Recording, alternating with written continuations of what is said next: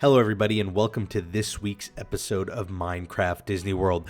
This week, we're headed back to Epcot. We're going back to the World Showcase, and we're going to check out another two World Showcase pavilions, and they are Italy and Japan. We're going to start off with Italy and take a look at it.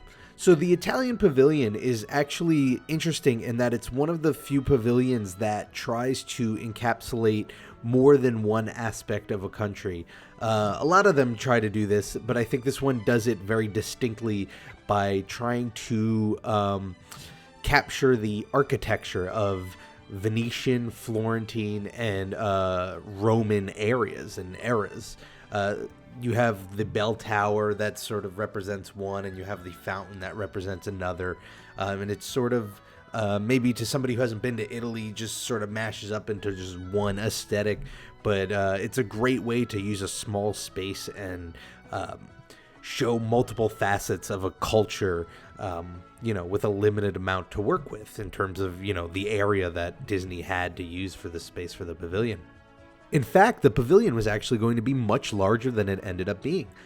Back when Epcot was going to have a phase 2 of construction, there were plans to build a whole separate part of it. But what they ended up doing was putting up a wall, and there was nothing behind it. And eventually, there was going to be a gondola dark ride. There was going to be a Romans ruins walkthrough.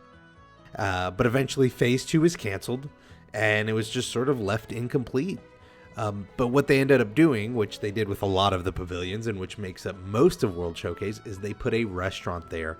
And what they put back there was Via Napoli, and it was designed by a Florentine architect named Stefano Nardini and Raffaella Melcucci. I probably butchered that pronunciation. It was opened in 2010. And it's actually itself has a lot of cool little tidbits.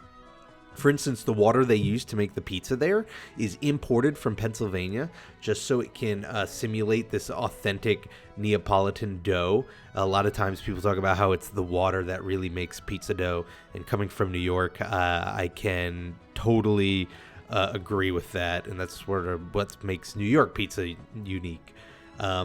Beyond that, though, it's got these 3 wood-burning ovens, and they're meant to each tribute the 3 active volcanoes in Italy. And the 3 volcanoes are Etna, Vesuvio, and Stromboli.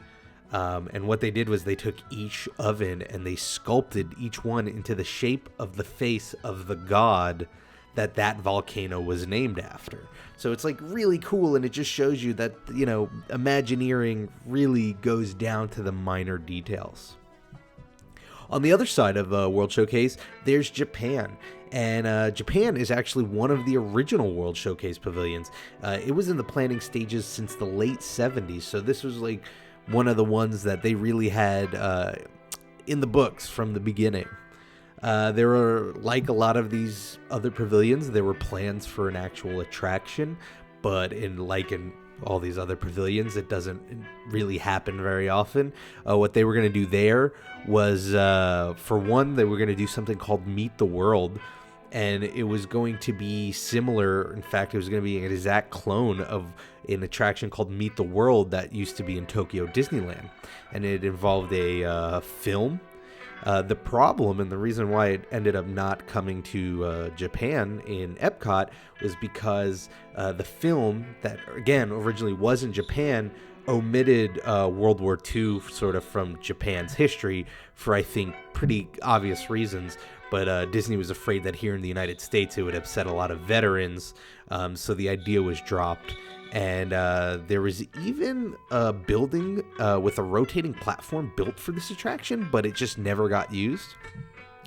And then on top of that, they wanted to build a roller coaster, a Mount Fuji roller coaster. It was planned in the 90s. It was going to be put in the Japanese pavilion. It was going to be similar to like the Matterhorn in Disneyland, but based on Mount Fuji instead of the Matterhorn.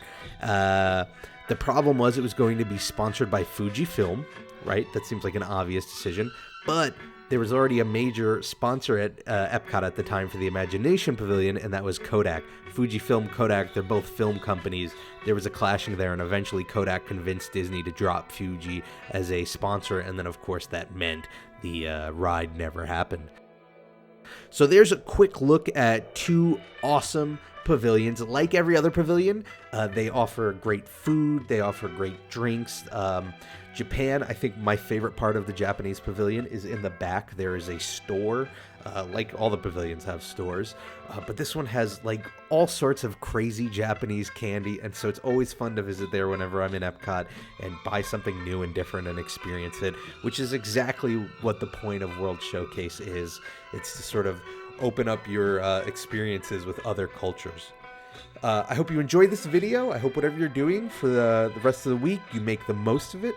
And I hope to see you here next week for the next episode of Minecraft Disney World.